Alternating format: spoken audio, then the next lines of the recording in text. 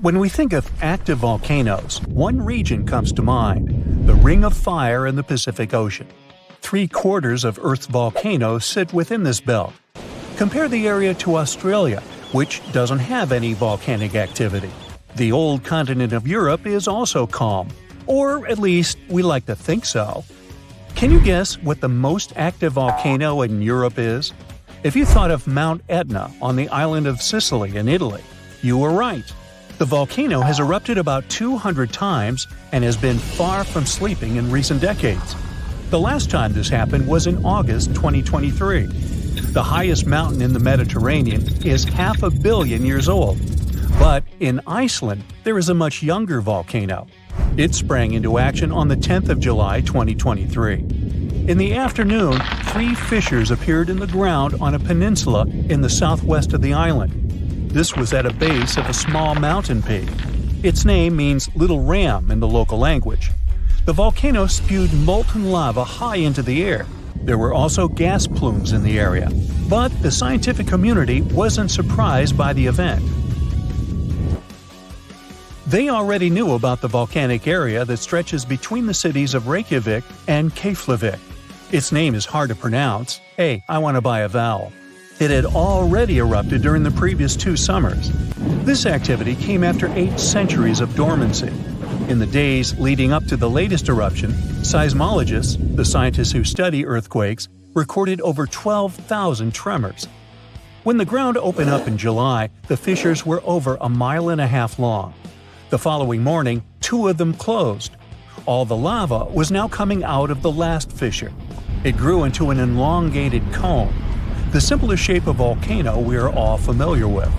The lava soon filled a large crater. It grew almost 100 feet tall during the first week, and it is still growing. On the night when the eruption started, lava spread out in all directions. Its cinders set ablaze the dry moss in the vicinity. Local authorities closed off the surrounding area. There were toxic gases from the volcanoes and smoke from the burning moss. Firefighters flocked to the area. After a week, they proclaimed the area safe. Visitors soon came to witness the birth of Europe's youngest volcano. This form of tourism is quite developed in Iceland. People come from all over the world to watch active volcanoes. The land of fire and ice is home to more than 130 volcanoes. Some 30 of them are active. Now, I know what you're thinking right now. Is volcano tourism safe? In Iceland, it is. The country's authorities research and constantly monitor all of the hotspots. The island is dotted with several dozen seismic stations. These help researchers accurately predict future eruptions, and emergency services are accustomed to these sorts of events. They can quickly cordon off danger zones. This is what happened in 2010. A volcano in the south of the island, the name of which everyone struggled to pronounce, erupted. It spewed out a plume of steam and ash that was 7 miles high. This wasn't a fun time to be an air traveler. Winds carried the enormous plume southeast toward northern Europe. Many countries closed their airspace for several days for safety reasons. The volcano erupted in March, but the Earth was shaking from January the same year, so seismologists knew that an eruption was approaching. When it comes to the continent's youngest volcano, the tourist infrastructure is already there. Visitors can leave their cars at a designated parking lot. Then they go on a 5-hour-long trek. This leads to a viewing deck. Tourists are so close to the epicenter that they can feel the heat haze from the crater. The sight is the most impressive at nighttime. Safety is never a concern. Scientists regularly chart out hazard maps that outline the borders of lava fields. This way, visitors who stick by the rules are never in harm's way. More than a week after the eruption started, a section of the crater collapsed. Lava flowed downhill west of the volcano. This majestic smoldering hot river is slow-moving lava. Scientists categorize it as an AA type. The term is Hawaiian. It describes basaltic lava that has a rough and brittle surface. The flow is composed of broken lava blocks that are called clinkers. They fall off as the substance flows. This reveals red-hot areas. The cooler sections of lava are gray and black in color. When it moves forward, it produces a distinctive sound like shattering glass. Nearly a month after the eruption of the new volcano, we got aerial footage of an interesting phenomenon. A tornado formed directly over the lava flow. This occurs due to the high temperatures in the area. When the conditions are right, a column of heated air can easily turn into a mini tornado. Scientists observed a similar event happen during the 2018 eruption of Mount Kilauea in Hawaii. The lava fields of Europe's second-largest island tell the story of the creation of Iceland. It sits above the place where the North American and Eurasian plates meet each other. Tectonic plates are huge, rocky chunks of Earth's most outer layer. There are roughly 20 of them. They rest on a partially molten layer of rock. All the lava we see on the surface starts its journey here. You could say that these plates float on molten rock. Their boundaries are unstable, so when two plates grind past each other, they release tremendous amounts of energy. The formation of volcanoes is one result. These are places where the molten rock travels upward to the surface. Iceland began to form some 60 million years ago. The tectonic plates under the ocean drifted apart. Enough lava piled up on the surface to create solid ground. This ancient rock is under the waves today. As new lava reaches the surface and cools down, it pushes the old rock away from the center of the island. That's why the oldest parts of Iceland aren't 60, but only 16 million years old. The country's active lava fields are young in geological terms. Some of them are under 1,000 years old. Scientists consider the island a hotspot for volcanoes, pun intended. Nearly a third of the basaltic lava that reaches the Earth's surface in recorded history came from Icelandic eruptions. Fissure swarms, like the ones before the 2023 eruption, cover 30% of the Nordic country. For this reason, only a quarter of the island is inhabited. Norse Vikings were the first people to settle in Iceland at the beginning of the 10th century. Nature threw them a loud welcoming party. Just a few years after their arrival, they witnessed one of the greatest volcanic eruptions in history. Vikings came from a region without volcanoes, so they had no clue as to what was going on. Today, Icelanders are used to such events. This is good because their homeland is entering a new era of volcanic activity. Volcanologists suspect that recent events are an introduction to decades of more frequent eruptions. The peninsula that is home to Earth's youngest volcano is just 17 miles southwest of Iceland's capital city. It's been dormant for a long time. Present-day eruptions there are a reminder that the natural processes that created Iceland are still ongoing. Recently, scientists discovered that there's a historical link between volcanic eruptions in the north of Europe and glaciers. Our planet went through at least 5 major ice ages. These were exceptionally lengthy periods when the average temperature on Earth dropped. The result was the expansion of ice sheets across northern Europe and North America. The last ice age ended some 10,000 years ago. Researchers are still trying to fully understand how these glacial periods affected volcanic activity. They suspect that the sheer weight of all that ice disrupts the flow of magma underground. When glaciers retreat, the pressure is lifted. This makes it easier for lava to flow upward to the surface where it bursts.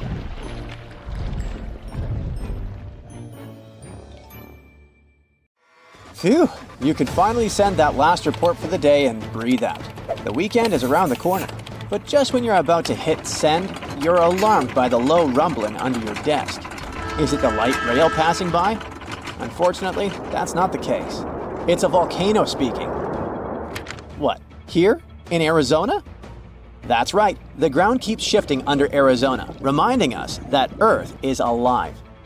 No panic though. Let's arm ourselves with some context.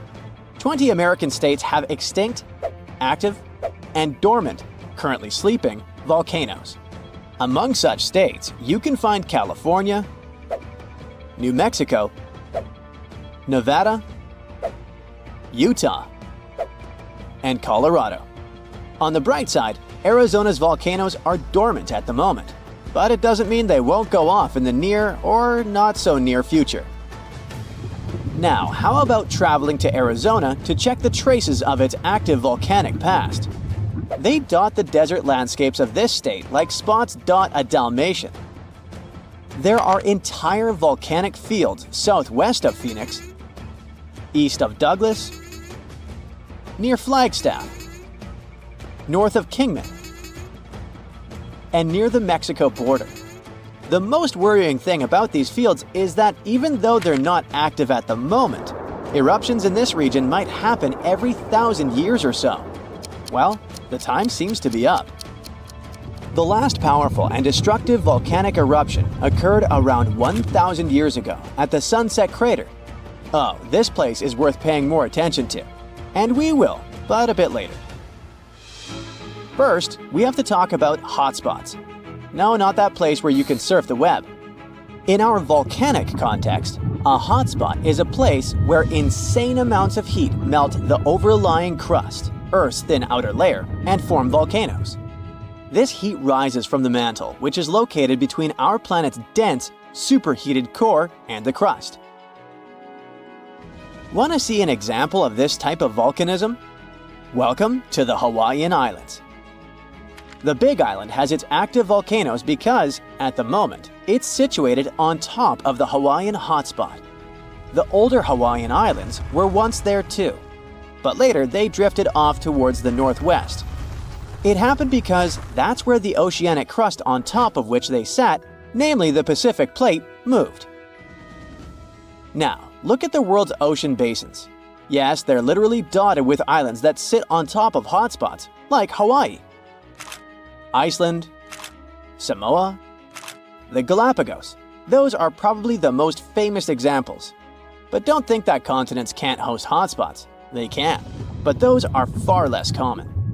One of the most famous continental hotspots is, I bet you know it. Yep, the one beneath the Yellowstone caldera.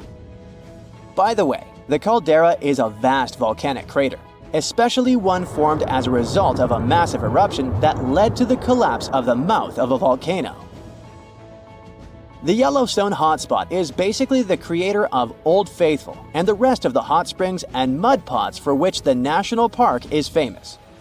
Speaking of Old Faithful, let's make a small detour and pay more attention to this wonder of nature. It's one of the most well-known geysers in the world. People have been coming from all over the globe to see it for more than a century. The cool thing about this geyser is that the likes of it can only form under very specific conditions. That's why they're pretty rare. Magma under the surface superheats pockets of underground water. The pressure there keeps growing until it eventually pushes the water upward with immense strength. A certain volcanic rock with a high silica content lines the tunnel through which this water escapes. Basically, it creates a unique pipe that can withstand unbelievable pressure and heat created by the water erupting above the ground. Old Faithful was the very first named geyser in Yellowstone. If you come to visit it expecting the thing to erupt every hour on the hour, you're gonna be disappointed. On average, Old Faithful erupts every 91 minutes or so, which isn't that bad either. Plus, you can download a special app which will provide you with the approximate time of the next eruption. But be very careful while visiting and stay away from the site. The water erupting from the powerful geyser reaches 204 degrees Fahrenheit. The steam is even more scorching, up to 350 degrees Fahrenheit. It's hot enough to bake a cake. But let's get back to our volcanic hotspots. Scientists still don't clearly understand why there aren't many hotspot volcanoes on continental crust. One reason might be that the continental crust is much thicker than the oceanic crust, which is about 4 times as thick on average. Another reason could be that most of Earth's crust, about 2/3 of it, is oceanic.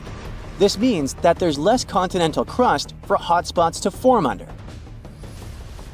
Now, I bet those of you living in Arizona will appreciate the following info. We'll talk about a volcanic field right in the heart of this state, the San Francisco Volcanic Field. That's a massive area filled with over 600 volcanoes. Yes, they're mostly small, but it doesn't make them any less impressive.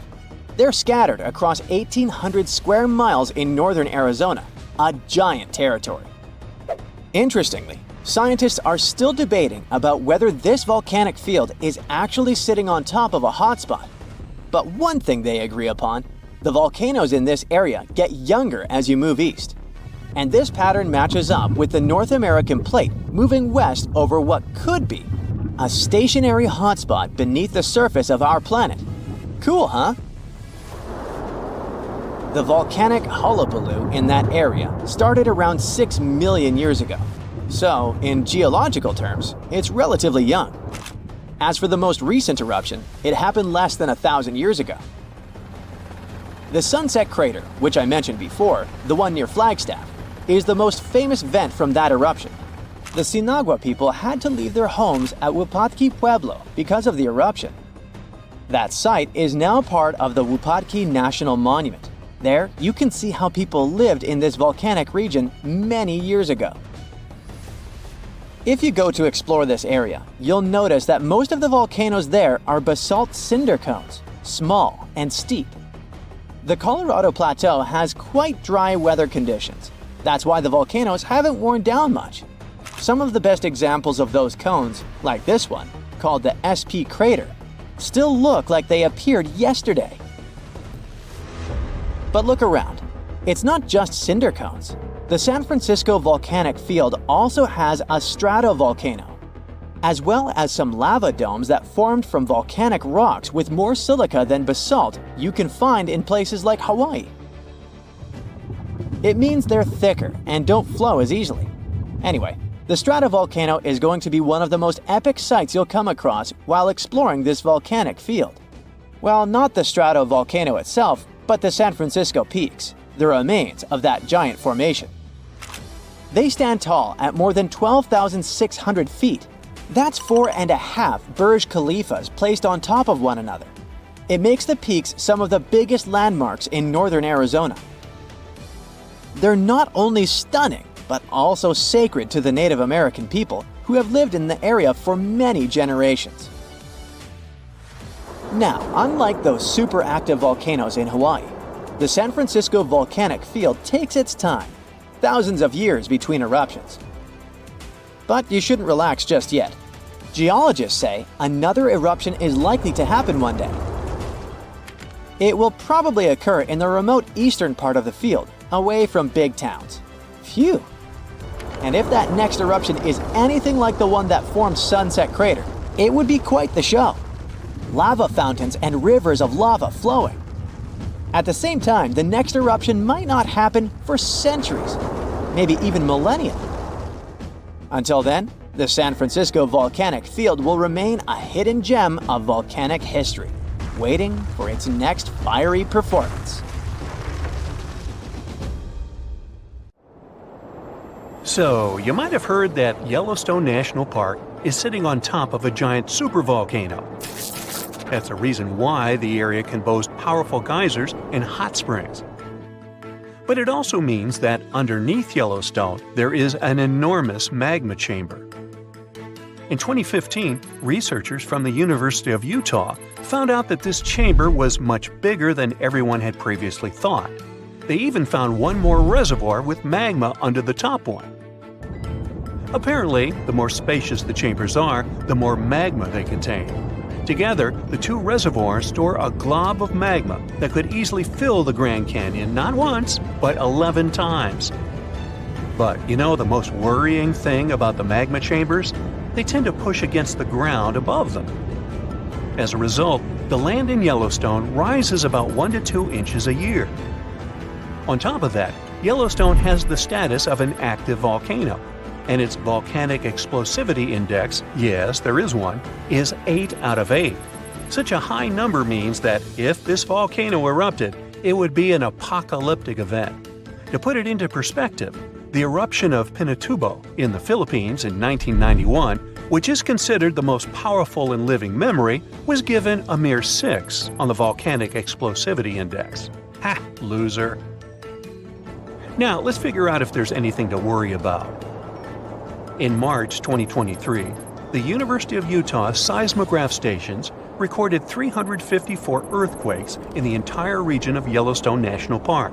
Sounds like a lot. But keep in mind that the most impressive event of the month was a mini earthquake of magnitude 3.7. It was part of a swarm of 106 earthquakes that began on March 29th and continued until the end of the month. Yep, earthquakes apparently also come in swarms, so be aware. Experts say that Yellowstone's seismic activity is, well, kind of more active than usual, but it's really nothing serious. A geophysicist working at Yellowstone Volcano Observatory called Michael Pollan claims that the volcano won't erupt anytime soon. For this to happen, there must be enough magma ready to erupt beneath the surface. Whew. There should also be enough pressure to cause this magma to rise. But neither of these conditions exist today. According to the expert, Yellowstone is stable now. At the same time, Pollan and his team are keeping track of all kinds of underground activity, looking for warning signs of possible eruptions. Some of them can be the frequency of earthquakes and ground deformation. Thousands of mini earthquakes, coupled with extreme changes in the surface of the ground in that area, can be alarming.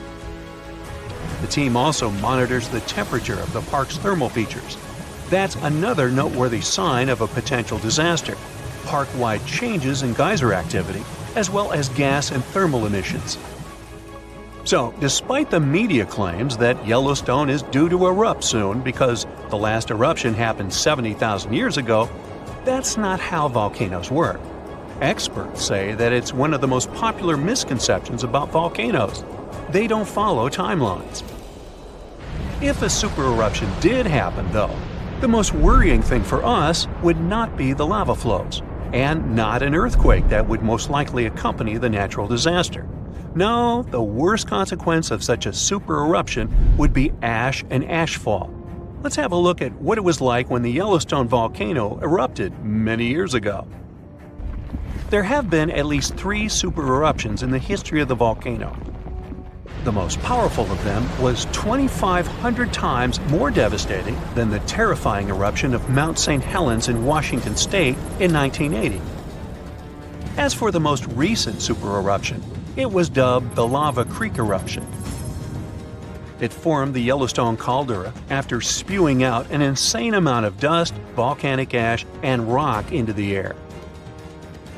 Recently, scientists have also learned about 2 other previously unknown supereruptions that happened around 9 and 8.7 million years ago. The younger of the 2 is now considered to be the largest recorded event of the whole Snake River Yellowstone volcanic province. Anyway, let's have a look at what was going on all those millions of years ago. Because I wasn't around then, so we're all assuming this stuff based on evidence. The first signs of the disaster appeared long before the catastrophe broke out. For thousands of years, the heat had been welling up from within the planet's insides. It had been melting rock beneath the planet's crust and leaving behind huge chambers. They were filled with a pressurized mixture of semi-solid rock, magma, water vapor, and different gases, including carbon dioxide. All this scorching underground soup was expanding since more and more magma arrived with time. The land over the volcanic system was rising upward almost unnoticeably. A year before the supereruption, Yellowstone gave a warning, a burp maybe, but that long ago there was no one who could interpret these signals. Plus, those alarming processes were mostly going on underground. For example, decompression releases gas bubbles. While bursting, such bubbles can often power particular kinds of eruptions. Months before the eruption, small-scale earthquakes became more frequent and more intense. The ground in many spots all over the supervolcano got hotter than it used to be. Surface lakes and groundwater also became warmer. If people had been around at that time, they would have noticed unusual steam fogging in that area. Not long before the eruption started, the growing pressure pushed the ground over the magma chamber up. This created a dome-shaped uplift. Narrow cracks started to open along the edges of this dome. Imagine opening a bottle of soda after you've shaken it. Something like that was happening near the volcano. Think Mentos and Diet Coke. The pressure was released through the fractures when gases were bursting out from under the surface. So right before the disaster, the ground around the Yellowstone volcano lifted. Geothermal pools and geysers heated up to boiling temperatures and got more acidic than usual. The magma started to rise toward the surface. At one point, the rock roof of the magma chamber couldn't resist anymore, and the eruption kicked off. Small but constant tremors began to move the ground days before the catastrophe. But the real shaking didn't start until several minutes before the eruption. With a deafening roar, a massive column of lava and ash hurled up into the air. Within several minutes, a pyroclastic flow rushed across the area at a hurricane-force speed.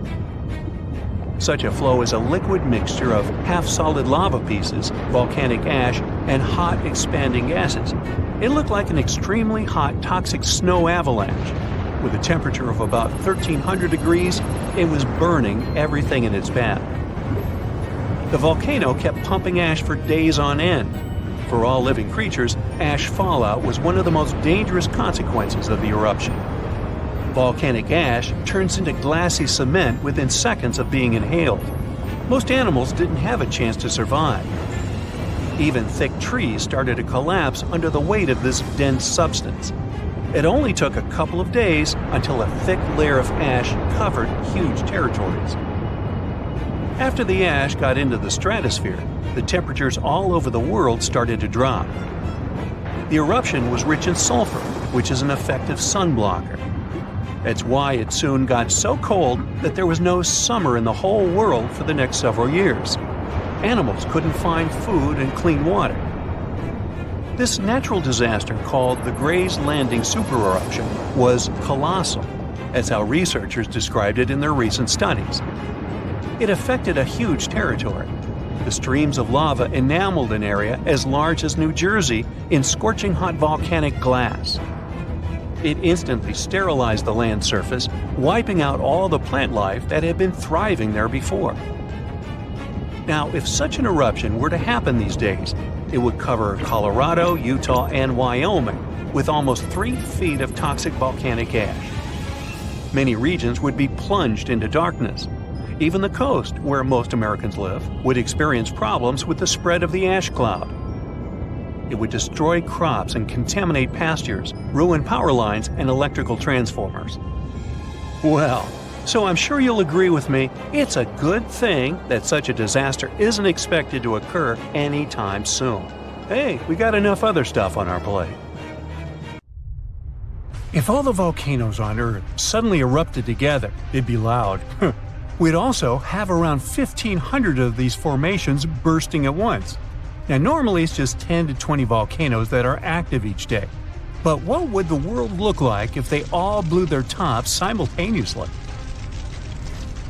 Geologists think it wouldn't be pretty. Even if only the land volcanoes erupted together, it would set off a chain reaction way worse than anything we've ever seen before. The two big problems would be ash and volcanic gases. While the explosions in lava would be damaging for people nearby, the real danger lies in what happens next. A thick layer of ash would cover the planet, blocking out sunlight completely. No sunlight means no photosynthesis, which means crops would fade away and temperatures would drop considerably. And all this ash cloud could remain in our atmosphere for up to 10 years. Now, ash aside, there's also acid rain to worry about. Volcanic gases like hydrochloric acid and sulfur dioxide would mix with the atmosphere and fall back down as acid rain. This type of weather would harm the groundwater and ocean surfaces. Even if humans would find a way to survive up to this point, we'd have no corals and no other sea creatures around. Scientists have seen similar events in Earth's history at a smaller scale. Big volcanic eruptions have been linked to mass extinctions. When Mount Pinatubo erupted in 1991, it cooled parts of the world for 2 years. But the extra carbon dioxide from these eruptions could also heat the planet, the same way we turn our stoves to broil for that extra crispy layer on our casserole. Geologists also mentioned that there's evidence in our atmosphere that stuff like this may have happened in the distant past. During the Cretaceous period, carbon dioxide levels were way higher than today, which made it difficult for marine life to thrive. Who would survive all this? Probably just some extremophiles. these organisms that survive in harsh conditions like hot springs or deep undersea vents. As for humans, we could all lay low in underground bunkers until things clear up, or build multiple space stations that could fit us all. Yeah, right. The chances of all volcanoes erupting at once, though, are very slim. Whew! That's because there isn't one giant source supplying all the volcanoes on Earth. Each one of these openings has its own deposit of magma, except for a few cases where they indeed share the supply. For example, in 1912, Nova Rupta in Alaska erupted alongside another volcano sharing magma. Scientists have also found evidence of magma hiding under volcanic areas, like under the Taupau volcanic zone in New Zealand. This magma can spread out horizontally for long distances, but is still just a local feature. Even if we consider all the magma under Taupau as one system, it's not connected to other volcanic areas like Indonesia or the Philippines. Because the great majority are isolated, volcanoes can't sync up to erupt at once. The magma comes from different processes, like mantle decompression or adding water to the mantle through subduction. There's no way to make all these different volcanoes erupt together because of how tectonics work. Now, that doesn't mean we won't see interesting volcano activity in the future. Take an underwater area near British Columbia, where recently about 200 small earthquakes per hour have been noted. Deep beneath the Pacific Ocean floor, off the coast of Vancouver Island, magma is set to erupt, heating the water so much that it'll bubble like soda. However, this event will likely go unnoticed by anyone other than scientists. The anticipated eruption will most likely happen around 3 miles below the ocean surface. Scientists explain that the earthquakes range from negative to 4.1 magnitude, meaning only those nearby would feel any tremors. This unusual activity gives us a rare opportunity to study how the Earth's crust forms. The magma beneath the ocean floor is estimated to be almost 1,500 degrees Fahrenheit, but will cool rapidly upon eruption and contact with water. This runny rock will solidify upon contact with the seafloor, turning black quickly. This event will be useful for biologists too, who will have the opportunity to study the marine animals' response to any changes, like run! Antarctica, often seen as a vast icy continent, also holds a volcanic surprise beneath its frozen surface. Researchers have identified over 130 under the western ice sheet alone, making it the largest volcanic region on Earth. Most of these volcanoes, about 90, were only recently discovered in 2017. But could any of these Antarctic volcanoes actually erupt? Well, it depends on which volcano we're talking about. While these formations are relatively young in geologic terms, it's hard for scientists to tell if they're still active or not. There are only 2 confirmed active volcanoes in Antarctica, Deception Island and Mount Erebus. The latter, standing tall as the highest peak on the continent, has been continuously erupting since at least 1972. It's known for emitting gas and steam, and sometimes even throwing out rocks in what are called strombolian eruptions. One of its most notable features is a persistent lava lake in its crater, a rare phenomenon due to specific conditions needed to keep the surface molten. For instance, it's fueled by a steady supply of magma from deep within the Earth's mantle. This continuous inflow of molten rock provides the material for the lava lake to exist. It also features low ambient temperatures. Despite its location in Antarctica, Erebus has relatively mild temperatures in its summit region because of the heat generated by the volcanic activity. This allows the lava lake to remain liquid rather than freezing over. Deception Island, another active volcano, last erupted in the 70s. While it's currently not showing signs of imminent eruption, it's being monitored closely for any concerning activity. Apart from these 2 being confirmed to be active, Antarctica is dotted with fumaroles, openings in the Earth's crust that release gases and vapors. Sometimes these fumaroles can create icy towers reaching heights of 10 feet. What we should focus on is maybe supervolcanoes. They're this type that has the potential to produce the most massive and destructive eruptions. Unlike the typical one, which has a single vent, supervolcanoes have a vast magma chamber beneath the surface, spanning tens or even hundreds of miles in diameter. Their eruptions can have catastrophic effects on the surrounding area and even impact global climate patterns because of the amounts of ash and gases they spill out into the atmosphere. One famous supervolcano is the Yellowstone one, which some say is gearing up for another eruption. It has the capacity to unleash a colossal eruption, spewing over 240 cubic miles of material. As much as we'd like to predict its behavior, volcanoes don't stick to a calendar. On the contrary, eruptions simply happen when there's enough magma beneath the surface. There also needs to be enough pressure for the magma to travel upwards. As far as we can measure, these conditions are not currently met at Yellowstone. Sure, many volcanoes operate on a cyclical pattern, but that doesn't mean Yellowstone is overdue. In fact, Yellowstone has had just 3 major eruptions over the past 2.1 million years. Also, the term supervolcano refers to the formation's size, not necessarily how fussy it is. Yellowstone's monitoring is extensive, tracking seismicity, ground deformation, thermal emissions, gas, water chemistry, and surface changes. Signs of an eruption would include thousands of earthquakes over a short period. We'd also see deformation on the ground and weird gas emissions ahead of time. Stable as it might look like for now, the consequences of it having a major eruption could look ugly. Ash dispersion could blanket a 500-mile radius, potentially disrupting Midwest agriculture and clogging waterways. Ash and gas emissions into the stratosphere could induce global climatic effects, making our planet colder for several years. And yes, we've seen some research that it shows there's more liquid molten rock under the Yellowstone volcano than scientists believe. But that doesn't translate to imminent danger. The largest volcanic region on Earth is not in Africa or Japan, but under the ice of Antarctica. Scientists found 138 volcanoes in its western part, and if they decide to go wild, you'll surely notice it. They could melt huge amounts of ice that will move into the ocean, raise its level, and make our planet uninhabitable for humans. But before you pack your things to fly away to another planet, hear me out. Only 2 of the Antarctic volcanoes are officially classified as active now. And it would take a whole series of eruptions, decade after decade, to seriously impact the whole world. Mount Erebus, one of the 2 Antarctic volcanoes currently in action, proudly bears the title of the world's southernmost active one. It has been continuously erupting since at least 1972. It emits plumes of gas and steam and sometimes even spews out rocks, and scientists call it Strombolian eruptions. One of the coolest features is a lava lake in one of its summit craters, with molten material on the surface.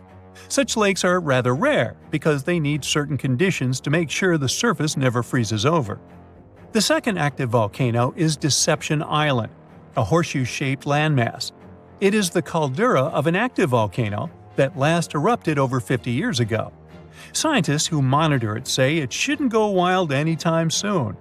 Antarctica also has plenty of fumaroles. Those are volcanic vents that release gases and vapors into the air.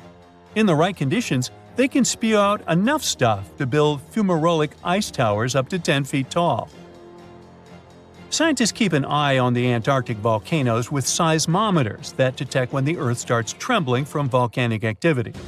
Sometimes they also use more complicated tech, but it's all really challenging because of how far away this polar region is and how tricky it is to get there. That's why no one can predict when one of the continent's volcanoes that are now sleeping might erupt. We can guess what this waking up would look like if we analyze the events from nearly 20,000 years ago. So, shall we? One of Antarctica's sleeping volcanoes, Mount Takahe, had a series of eruptions and spewed out a good amount of halogens rich in ozone back then. Some scientists say these events warmed up the southern hemisphere. Glaciers started to melt and help finish the last ice age. For these events to repeat, we'd need a series of eruptions with substances rich in halogens from one or more volcanoes that are now above the ice. It's an unlikely scenario, but since it already happened in the past, it's not completely impossible. As for volcanoes hiding under a thick layer of ice, it looks like their gases would hardly make it to the atmosphere. but they would be strong enough to melt huge caverns in the base of the ice and produce a serious amount of meltwater. The West Antarctic ice sheet is wet and not frozen to its bed, so this meltwater would work as a lubricant and set the overlying ice into motion soon. The volume of water that even a large volcano would generate in this way is nothing compared to the volume of ice beneath it. So a single eruption wouldn't make a difference. But several volcanoes erupting close to or beneath any of the western Antarctica's big ice streams would. Those ice streams are rivers of ice that take most of the frozen water in Antarctica into the ocean. If they change their speed and bring unusual amounts of water into the ocean, its level will rise. As the ice would get thinner and thinner, there would be more and more new eruptions. Scientists call it a runaway effect. Something like that happened in Iceland. The number of volcanic eruptions went up when glaciers started to recede at the end of the last ice age. So it looks like, for massive changes, several powerful volcanoes above the ice with gases full of halogens need to get active within a few decades of each other and stay strong over many tens to hundreds of years. Antarctica stores around 80% of all the fresh water in the world, and if they melted all of it, global sea levels would rise by almost 200 feet. And then we'd have to look for a new planet to live on. But this again is an unlikely scenario. It's more likely that the eruptions under the ice will lubricate ice streams and seep water into the ocean, but it wouldn't be the end of the world.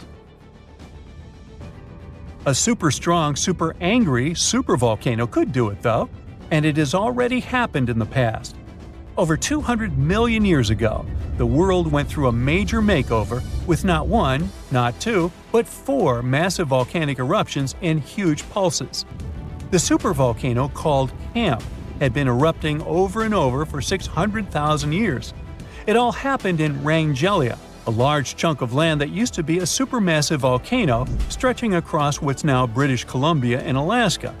And it wasn't the lava or the volcanic ash that ruined the environment. The eruption made carbon levels skyrocket. The planet would never be the same again. This volcanic activity might have helped dinosaurs grow from cat-sized critters into giants we saw in Jurassic Park. It kicked off a 2-million-year rainy season. It made the whole world hot and humid, and the dinos just loved it. Researchers dug deep into sediment layers beneath an ancient lake in Asia to uncover these secrets. They found traces of volcanic ash and mercury, clear signs of those epic eruptions. There were carbon signatures showing huge spikes in carbon dioxide levels. It made the atmosphere toasty, and the rain poured down. So the bad news is, another eruption like this could happen. The supervolcano beneath Yellowstone National Park has been sleeping for nearly 70,000 years. But if it wakes up, it would be many times more catastrophic than the eruption of Mount St. Helens in 1980. It's considered the most disastrous volcanic eruption in U.S. history. It followed 2 months of earthquakes and injection of magma below the volcano that weakened and destroyed the entire north face of the mountain. The eruption column went 80,000 feet into the atmosphere and spread ash over 11 U.S. states and several Canadian provinces. The last Yellowstone eruption was 1,000 times greater than that. The ground above Yellowstone sits on a hotspot made of molten and semi-molten rock called magma. This magma stuff flows into a chamber beneath the park, about 4 to 6 miles down, making the ground puff up like a balloon. But then, as it cools down, the ground goes back to its usual state. Volcano watchers have been keeping an eye on this for a century. They noticed the ground lift up about 10 inches around 20 years ago, but since 2010, it's been going back down. The experts say we have no big eruptions on the horizon, so doomsday isn't coming anytime soon. But there's some underground activity going on lately which keeps us interested. Since humans haven't been around to witness every little thing Yellowstone does, it's kind of tough to say for sure what's brewing down there. Yellowstone has had some epic eruptions within the last couple million years. They happen like clockwork, with gaps of 600,000 to 800,000 years between them. The last big one was around 640,000 years ago, and it basically reshaped the entire landscape, spreading ash and debris as far as Louisiana. You can still see the aftermath of the last big eruption in the Yellowstone caldera today. Experts say a massive eruption, like the last one, is an unlikely scenario. We're more likely to see eruptions of steam and hot water or lava flows. When and with what force it will wake up remains a mystery to scientists. The latest super eruption of Yellowstone occurred 640,000 years ago, and it was long before Homo sapiens saw the light of day. But we were around during another, no less devastating natural disaster. This super eruption took place on the island of Sumatra around 74,000 years ago. That's when an erupting supervolcano wreaked havoc on huge territories, sending up plumes of debris and ash that spread for thousands of miles and caused temperatures on the planet to plummet. The effects of this super eruption were visible as far away as southern Africa. Experts believe they could have impacted early humans there. By the time the volcano erupted, our ancestors had already been using stone tools and had likely known how to produce yarn. And some specialists even think that the Toba super eruption was so powerful it could push our ancestors to the brink of extinction. They claim that Toba might be the largest volcanic eruption to occur on Earth within the last 2 million years. The eruption disgorged so much pyroclastic rock it would be enough to cover the entire United States to the depth of a one-story house. About a third of that deposit piled up on northern Sumatra, while a lot more ended up beneath the floor of the Indian Ocean. The super eruption left an elliptical crater lake around 60 miles long. The caldera is so large it's hard to feel that you're indeed in a volcano. Pumice deposits from the eruption remain in the canyon walls and go deep below the ground. There aren't many arguments about the amount of pumice and ash involved in this disaster. At the same time, experts aren't sure how much sulfur ended up in the atmosphere. Even some sulfur layers in the polar ice could be potential candidates. But so far, scientists haven't found any connection between them and Toba. But let's get back to the dramatic impact the super eruption had on early humans. It turns out some not only survived but even thrived after this natural catastrophe, at least judging by the artifacts they made during and after the eruption.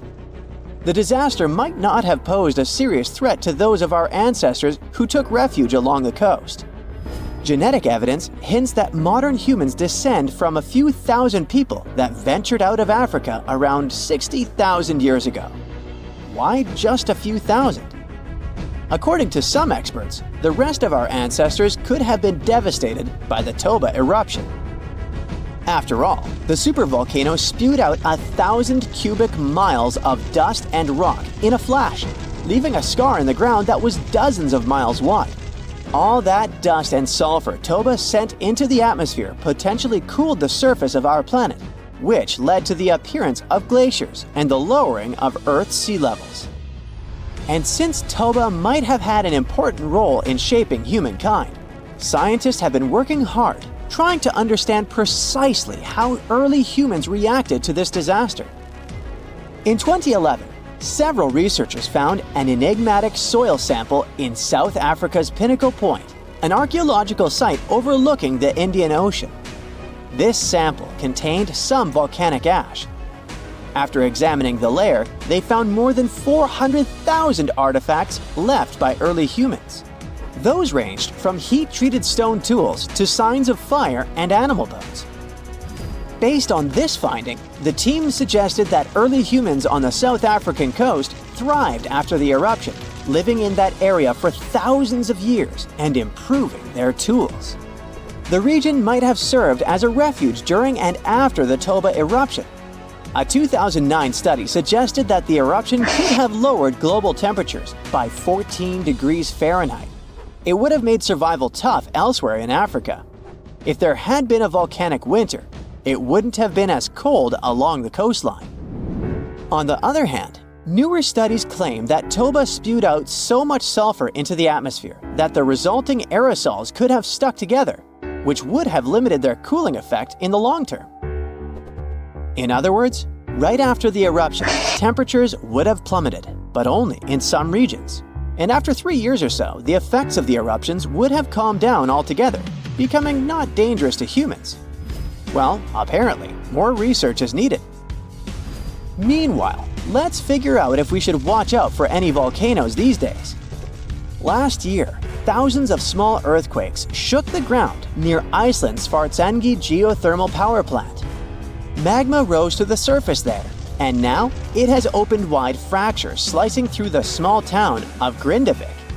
The ground there is still swelling, and an eruption might happen with little notice. But of course, that's not all. Over the planet, 45 other volcanoes keep rumbling. For example, Italy's Vesuvius, that infamous thing that finished the city of Pompeii in 79 CE. Over the last 17,000 years, the volcano has experienced 8 explosive eruptions, followed by powerful pyroclastic flows, dense masses of super hot ash, lava fragments, and gases flowing at high speeds. The volcano's last eruption happened in 1944. Mount Rainier is one of the most dangerous volcanoes in the USA. Its high elevation, chemical composition, and proximity to Washington's Seattle and Tacoma suburbs, and the volcano's ability to produce massive pyroclastic flows make Mount Rainier a threat to consider. The heat from this volcano could potentially melt the ice and snow covering it, leading to rapid downstream flows of debris, mud, and rocks. The Novarupta volcano in Alaska's Katmai National Park and Reserve formed in a 1912 eruption, which was the world's largest in the 20th century. The volcano sent almost 7 cubic miles of ash and debris into the air. It also produced such a powerful ash flow that it created the Valley of 10,000 Smokes. Mount Pinatubo is located in a populated region in the Philippines. It became notorious after a 1991 massive eruption, which was the second largest eruption of the 20th century. More than 700 people lost their lives during that natural disaster. Today, more than 21 million people live within 62 miles of Pinatubo. Mount Agun, a continuously erupting volcano in Indonesia, had its last major eruption in 1963. It was one of the most tragic eruptions in the country's history. It lasted for 11 months, producing ashfall and pyroclastic flows that led to the loss of more than 1,000 lives and serious property damage. People saw ash plumes above the volcano throughout 2018, following the eruption in November 2017. Japan's Mount Fuji hasn't erupted since 1707. That year, a massive earthquake likely set it off. In 2014, experts warned that Fuji could be at risk of another eruption following the 9-magnitude earthquake that shook Japan in 2011. Experts believed the earthquake had raised pressure below Fuji. The eruption in 1707 sent so much ash and debris into the air that all this mass even reached Tokyo. Should Fuji erupt again, it would affect more than 25 million people in the surrounding areas. The eruption of Washington's Mount St. Helens in 1980 was one of the most destructive volcanic events in U.S. history. 57 people, as well as thousands of animals, lost their lives during that natural disaster. The eruption also destroyed around 200 square miles of forest. Experts think that Mount St. Helens' history of massive eruptions means that future catastrophes are bound to happen. The next explosive eruption might send large amounts of ash all over the Pacific Northwest. No wonder the volcano is under close monitoring. One of Indonesia's most active volcanoes, Mount Merapi, has been erupting for centuries. NASA claims that the biggest risk of this volcano is pyroclastic flows, which can spread over vast areas and harm loads of people. For the last time, Merapi erupted in January 2024, sending plumes of smoke into the air. These days, more than 24 million people live in the area surrounding this volcano. The ground shakes beneath you. The pictures rattle on the walls. You hear a rumble off in the distance. Then, boom, a deafening explosion. The shockwave blasts through the windows and sets off car alarms. You duck under the dining table for cover, but then you remember you live not far from a supervolcano in the middle of a tropical jungle. So, staying in one place isn't a good idea. The shaking finally halts. You take this chance to peek outside and see a giant cloud of smoke covering the sky. It's lunchtime, but you wouldn't know it. The sun is completely veiled and darkness falls. The power's out in the whole city. In this darkness, you see red molten lava shooting from the sky and spilling on the rim. You run outside along with dozens of your neighbors. Your priority right now, find safe shelter and fast. You think about taking the car, but with everyone running on the road, that's a no-go. So you run on foot where the crowd is going. Supervolcanoes are in a league of their own when it comes to natural disasters. Surprisingly, it's not all about size or height. A volcano is dubbed super if it erupts more than 240 cubic miles of magma. That's more than enough to overfill Lake Erie. It must also have a history of erupting and a magnitude of 8 on the Volcanic Explosivity Index. The largest active volcano on Earth is Hawaii's Mauna Loa. It's so big, it would cover the entire state of Rhode Island plus some.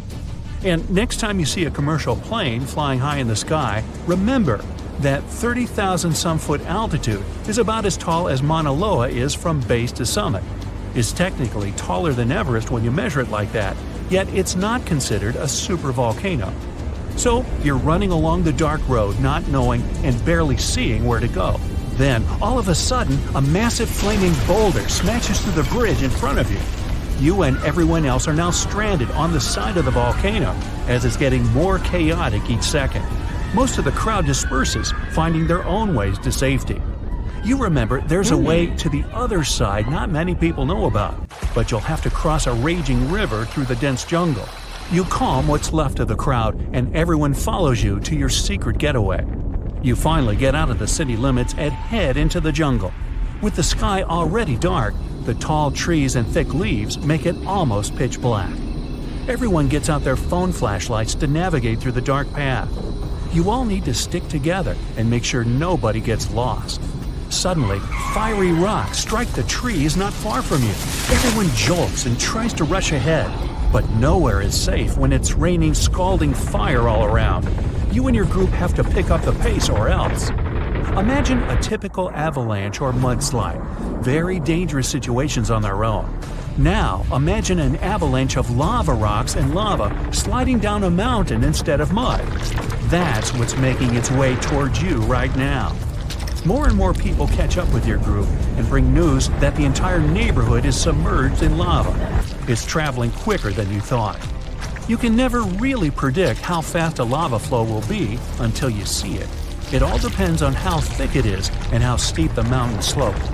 Lava can move slowly at about 20 feet a minute, a fraction of the average person's walking speed. Or it can flow as fast as 30 miles per hour, which even the fastest person on Earth can't outrun. But the lava isn't even the most dangerous problem. If you didn't have protection, the gases spewing from the eruption would fill your lungs, and those spread faster and further than the lava flow. Your eyes and throat would be itchy. You'd get a headache, dizziness, increased heart rate, difficulty breathing. The worst would be passing out from the lack of oxygen. Luckily, everyone managed to grab their gas masks before leaving their homes. You're now entering the treacherous terrain of the jungle and the danger zone. Everyone's phone batteries are giving out one by one, so your vision is even more limited. The terrain is tougher and you can't hear any sounds from the river. At this point, you're not even sure if you're going the right way. But your instincts tell you the deeper you go, the safer you'll be. The path is muddy, and the vines are hindering everyone's movements. That's when you hear something big running through the jungle. It's coming up on you fast. You can't see a thing until it's right up on you. A bear. And there goes a rhino. Wild cats, domestic cats, dogs, different creatures of all sizes and species. They all come running through the jungle right past you. You and your fellow humans aren't the only ones fleeing from the eruption. The rumbling is still going on. Before you know it, a shower of fire rocks strikes right behind you and ignites parts of the jungle. There's no going back. Everyone picks up and runs for it. You hear thunder in the distance. A flash of lightning lights up the dark sky. You think, finally, some rain to wash away this fiery nightmare. But that's not a regular storm brewing. These giant smoke clouds can mimic a thunderstorm under similar conditions. Your luck finally pays off. You hear the river straight ahead. You reach the bank and have to hop on some stones to get to the other side. You almost slip when someone from the group catches you just in time. Whew, that was too close. Not far down the river is a large waterfall leading straight to a shallow lake with sharp rocks at the bottom. The ash from the lava falls like snow, covering most of the trees and landing on the river. Ash is one of the most dangerous things about volcanic eruptions. You're soaked to the bone, but it's a lot better than ash and smoke. And then the rest of the group follow. The next thing you know, the river starts steaming as lava meets the bank and runs into the water. You try your best to speed things up. The lava can heat this water up to dangerous levels, and there are still people slowly crossing the river on the slippery rocks. Luckily, you manage to get everyone across. Well, almost everyone. You turn around and see someone's leg got caught between two rocks. The lava continues to pour into the river. You can feel the heat of the steam. You rush back to this person and try to pull them out. Their leg won't budge. Someone else from the group comes to help, and you're finally able to pull them out in the nick of time. You and everyone else, now exhausted from your trek, keep going as far as possible.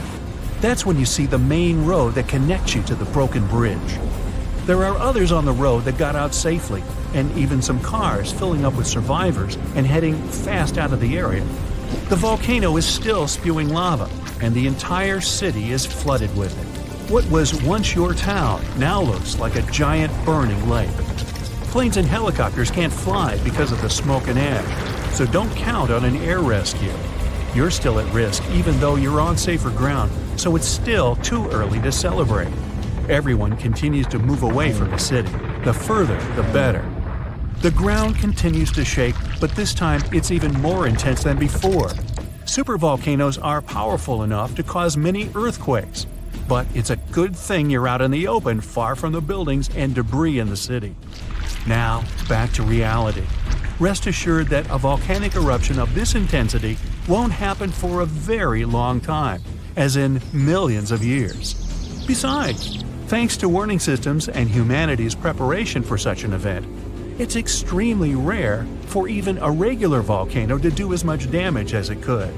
So, don't scratch Yellowstone off your travel list just yet. Whoa! Earth's surface is shaking. Long cracks split the ground open. Lava rivers are rapidly flowing down the slopes. Deafening noise is filling the air. Rocks and other debris are flying high up. Clouds of volcanic gas and ash cover the sky. Now, this is not a plot of a blockbuster disaster movie. It's what happens when supervolcanoes decide to erupt. But this is likely not the scenario that will take place when the world's largest volcano, Mauna Loa, decides to finish its long, long nap. In 2021, scientists were sure it would happen soon. But so far, nothing. The volcano's seismicity keeps increasing and then going back to normal. But you never know when this giant will finally come back to life. That's why experts have been monitoring geological activity on Hawaii's largest island for quite some time. The Big Island of Hawaii is made up of 5 volcanoes, including the most active on the planet, Kilauea, and the largest, Mauna Loa. This gigantic thing makes up almost half the landmass of the island.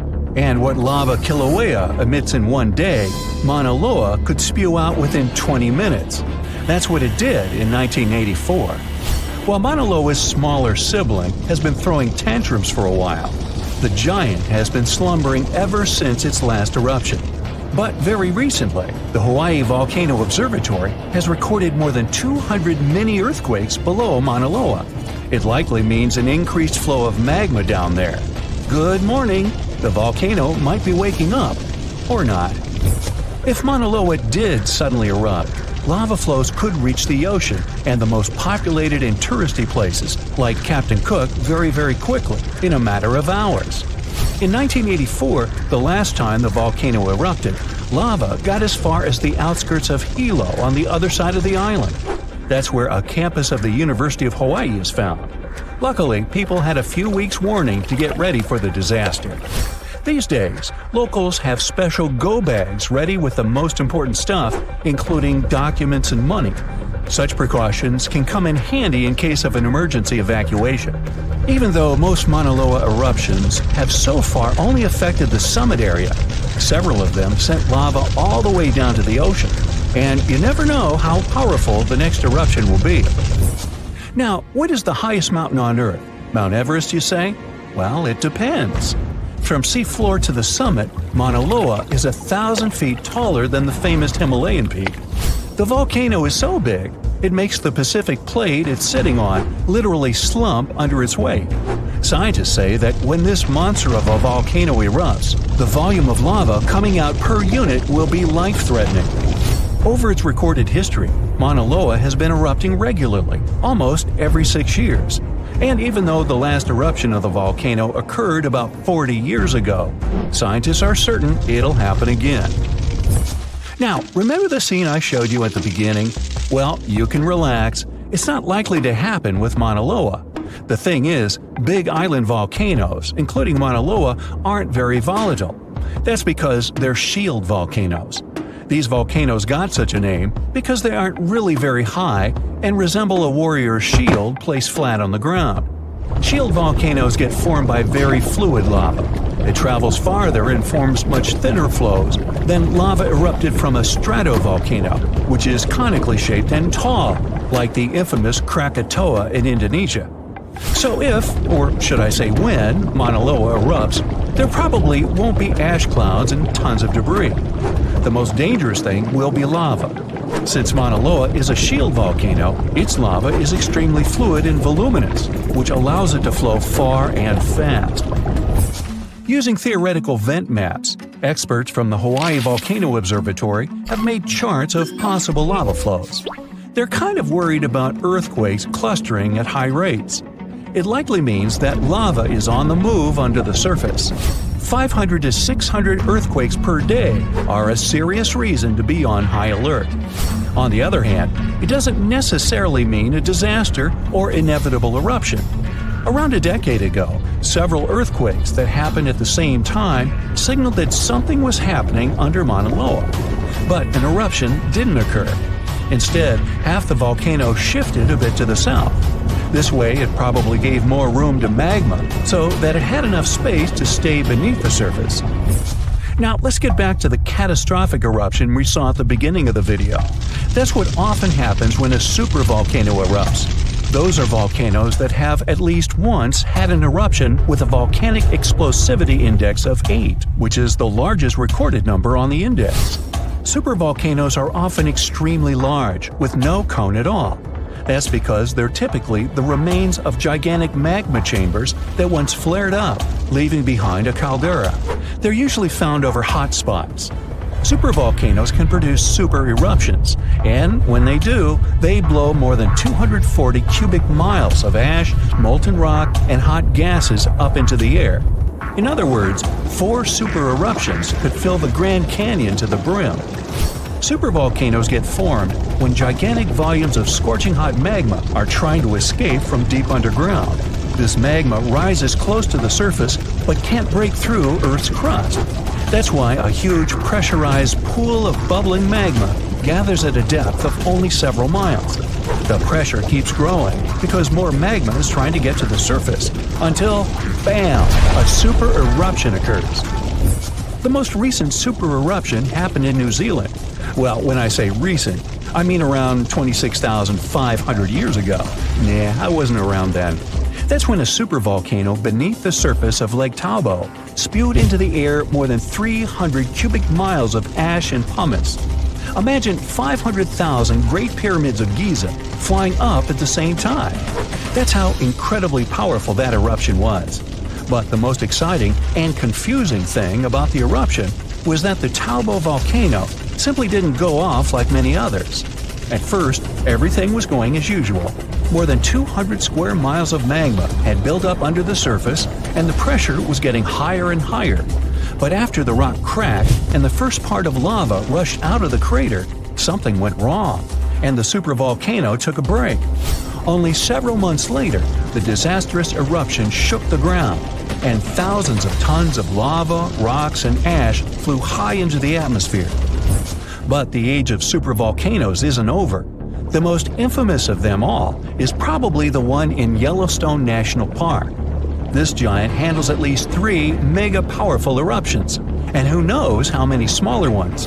If this monster erupted anywhere as strongly as it did 2.1 million years ago, it would spit out more than 588 cubic miles of red-hot material. You can probably picture it more vividly if I tell you that this volume is comparable to 65 million Capitol rotundas in Washington, D.C. piled together. Wow. Anyway, scientists are sure that Yellowstone doesn't present any danger these days. For an eruption to happen, magma inside must be at least 50% molten. With the Yellowstone caldera, this number is just 5 to 15%. But of course, Yellowstone isn't the only supervolcano on our planet. There's also New Zealand's Tabo you already know about, Japan's Eruption, California's Long Valley, Indonesia's Toba. Any of them can one day produce a super eruption. There are also several so-called supervolcanoes that haven't lived up to this name yet because they've never produced anything like a super eruption. For example, in 1883, Indonesian volcano Krakatoa went off. The power of the eruption tore the volcano's walls open, and cold seawater rushed into its molten insides. The difference in temperature made the volcano blow up with a deafening boom. It was clearly heard 2,000 miles away in Australia. It earned the blast the title of the loudest sound in history. But even though the consequences of this event were truly catastrophic, it still turned out not powerful enough to be called a super eruption. If you've ever been to Yellowstone National Park, you were probably mesmerized by its geysers, which spew superheated water and steam high into the air. But an even more intriguing thing actually hides underground.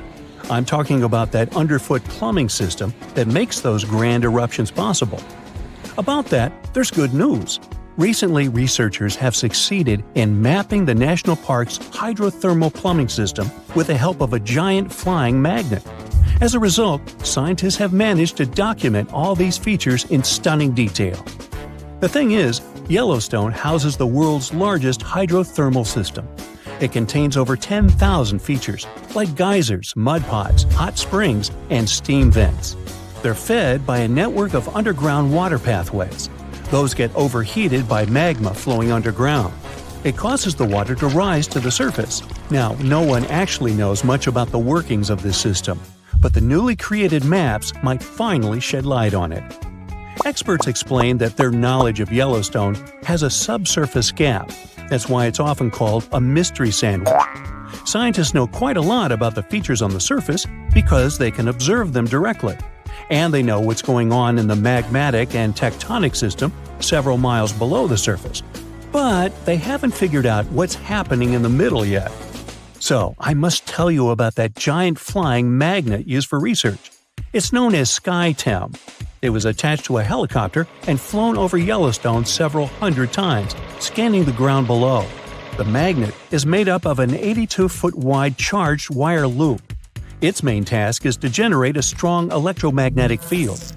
And since different kinds of material, like water or rock, respond to this field differently, scientists managed to create a few subsurface maps for the first time ever.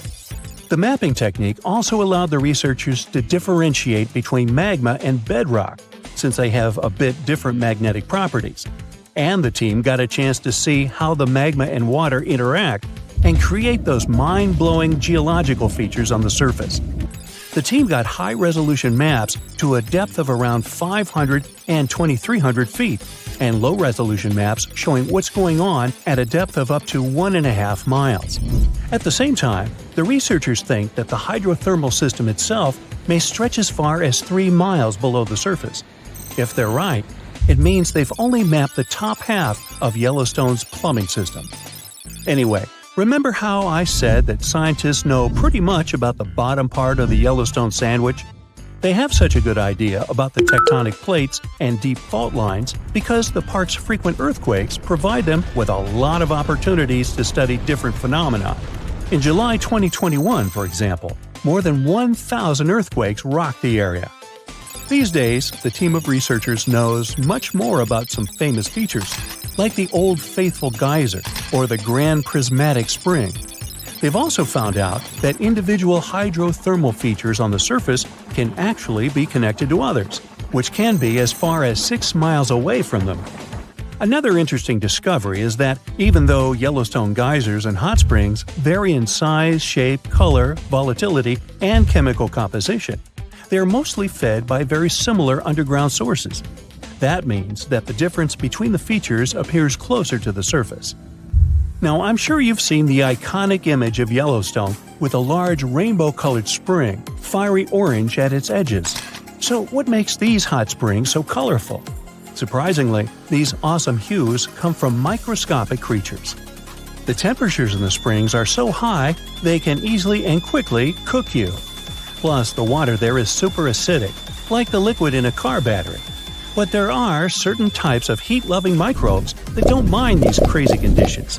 You can even say they're thriving there.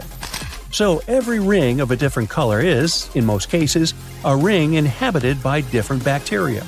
And each species is adapted to a particular temperature or pH level, which measures how acidic this or that environment is. For example, take the Grand Prismatic Spring, yes, the iconic one. Its rainbow hues likely hint at the diversity of microbes living there. So, starting from the center of the hot spring, you can see a beautiful aquamarine color there. That's where the water temperature is the highest, reaching 189 degrees Fahrenheit. Because this area is right over the underground water source. The water there is too hot even for microbes. That's why what you see is mostly clear water. As for the reason for its blue color, it's the same as why the sky is blue. Sunlight hits the surface of the water and the light scatters, but the blue light scatters the most, getting reflected back to your eyes.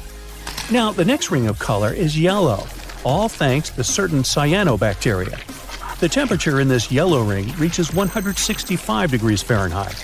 If the conditions in the hot spring were a bit different, these bacteria would create a blue-green hue thanks to a green pigment called chlorophyll. But since the sunlight hitting the spring is too intense, the bacteria start producing another type of pigment.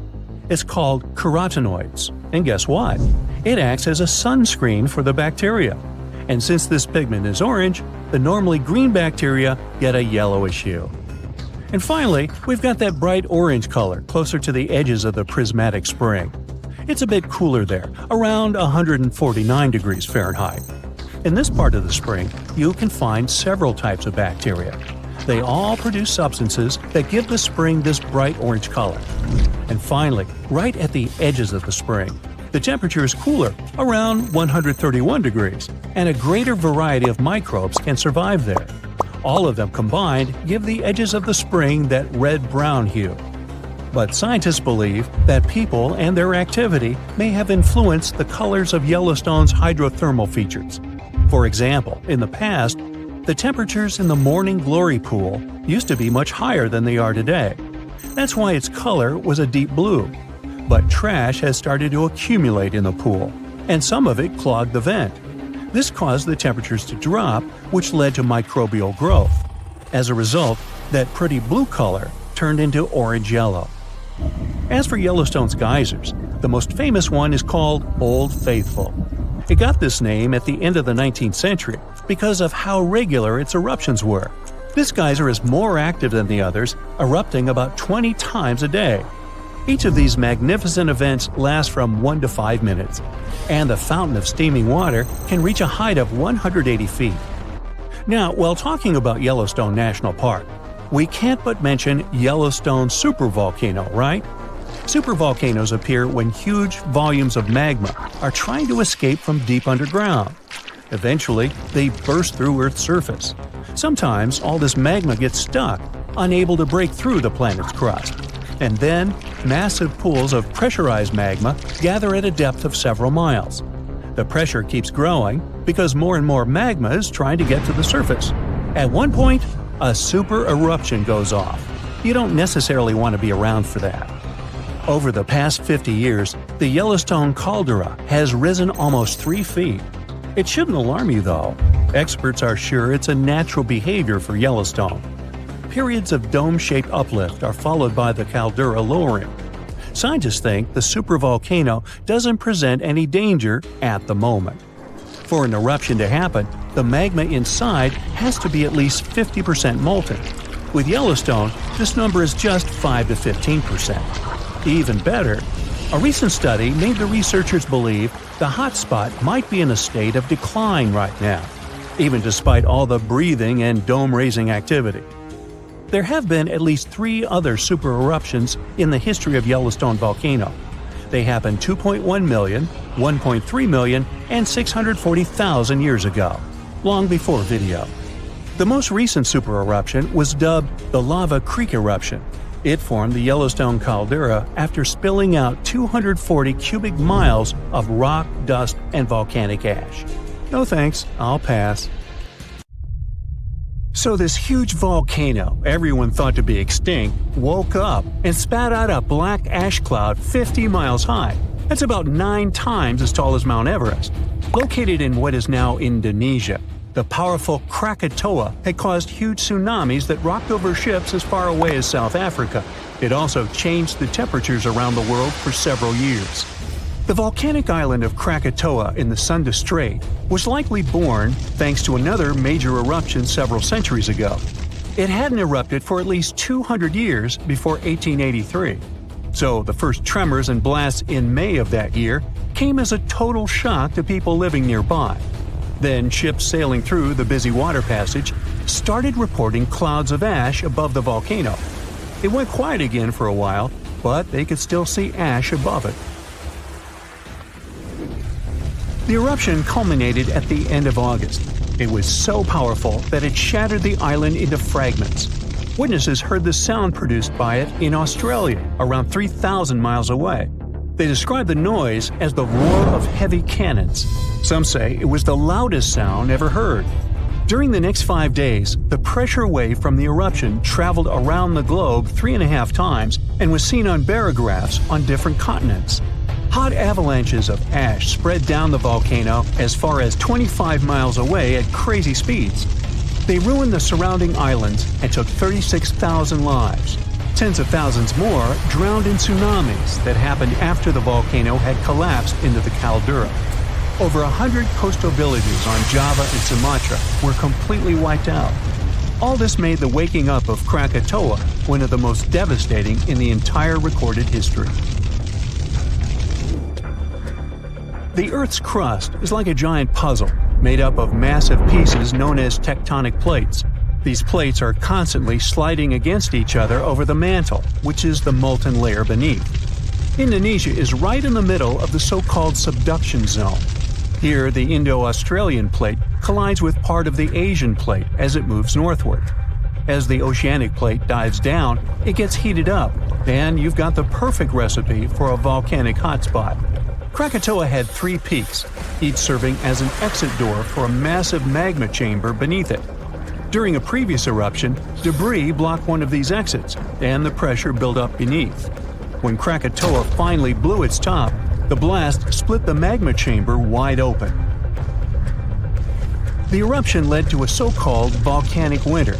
Krakatoa had sent 6 cubic miles of rock, ash, and debris into the atmosphere. They created a thick veil that surrounded the Earth. The particles scattered sunlight, and the troposphere below cooled down. The effect stayed strong for several years.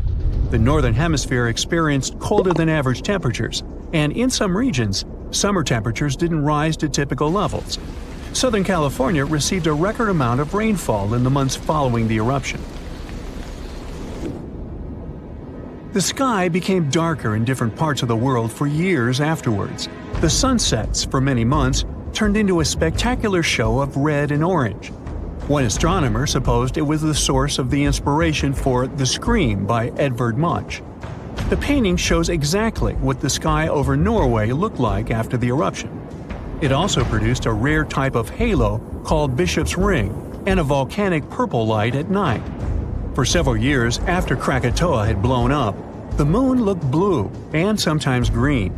That's because some ash clouds were full of particles large enough to scatter red light, only letting other colors pass. Someone even witnessed lavender sun and night-shining clouds. Krakatoa became the first scientifically well-recorded and studied eruption of a volcano. Between the moments the first clouds of ash were seen by a ship passing by and the disastrous eruption, scientists managed to organize geological expeditions. They studied the volcano and gathered samples of volcanic rocks. It became useful for understanding volcanic activity. Krakatoa was sleeping tight until the 1920s, when some locals noticed a column of steam and debris spewing from the collapsed caldera. Within weeks, the rim of a new cone sprang up above sea level. After a year, it was a small island named Child of Krakatoa. It continues to erupt, but fortunately without serious consequences so far. In April of 1815, Mount Tambora unleashed a massive eruption, wreaking havoc on the Indonesian island of Sumbawa. It destroyed homes and claimed 10,000 lives. Another 80,000 perished because of diseases that spread in the aftermath. The following went in history as the year without a summer. Cold, wet conditions wrapped Europe and North America in an unexpected chill. It became the coldest in at least 250 years. In the summer of that year, the temperatures dropped the most. Crops didn't grow, livestock didn't survive, and famine took over Western Europe and North America. New England had snow and terrible frost in the summer months. Food prices went up. Oats for horses became a luxury. Some people say it even inspired the invention of the bicycle in 1817. Scientists used early data and climate models to see if it was all because of the Tambora eruption. They compared the data to similar years. They showed that precipitation was around the same, but the temperatures were much warmer. When they introduced the volcano into the scenario, they got the exact data for the year without summer. They say that a powerful volcanic eruption like that one increases the likelihood of extreme cold by up to 100 times. The explosion of the Toba supervolcano on the island of Sumatra around 74,000 years ago became the Earth's largest volcanic eruption in 28 million years. Parts of Indonesia, India, and a slice of the Indian Ocean got a cozy blanket made up of 6 inches of volcanic debris. It spat out a volume of rock comparable to almost 3 million Empire State Buildings. The crater it had left behind is still seen from space. All the ash and volcanic gases that sprang into the atmosphere because of the eruption partially blocked the sunlight. A severe volcanic winter began and lasted for 6 to 10 years. Some anthropologists see a connection between the Toba eruption and how limited modern humans are when it comes to genetic variety. Around 74,000 years ago, exactly when the Toba erupted, there was a population nosedive. That's why all modern humans trace their roots back to a tiny group of survivors. The Toba catastrophe theory proposes that most early humans in Europe and Asia didn't make it through the post-eruption climate chaos. Instead, a lucky, genetically limited bunch found their safe haven in Africa. But archaeological and paleoclimate records disagree with this theory. Benjamin Black from Rutgers University and his team set out to crack the code and discovered a hidden paradox. Maybe we were peering through the wrong climate lens. They ran 42 different climate model simulations, varying the magnitude of volcanic emissions, time of year of the eruption, background climate state, and eruption column height to see what climate disruptions the Toba eruption might have caused. There was a significant drop in temperatures in the northern hemisphere in the first year after the event, up to 18 degrees Fahrenheit. The southern hemisphere, where the early humans were settling, didn't go through a rough cooling that could have affected them all.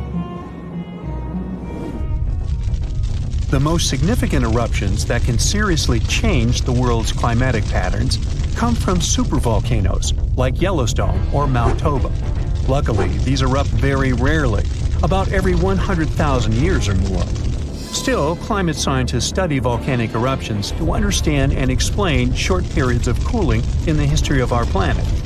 Every few decades or so, a volcanic eruption lets out a substantial number of particles and gases. Some of them will block enough sunlight to start a brief global cooling period. Nothing like the real volcanic winter, but still felt across the globe.